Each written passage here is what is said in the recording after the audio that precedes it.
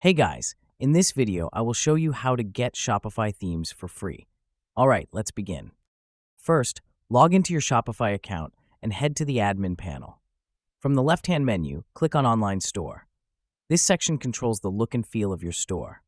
Once inside, scroll down until you see the section labeled Popular Free Themes. Shopify provides a curated list of themes here, each designed for different business types and styles. Browse through the options and think about what fits your brand best. Some themes are sleek and modern, while others are more classic or elegant. When you find one you like, click on it to see a detailed preview.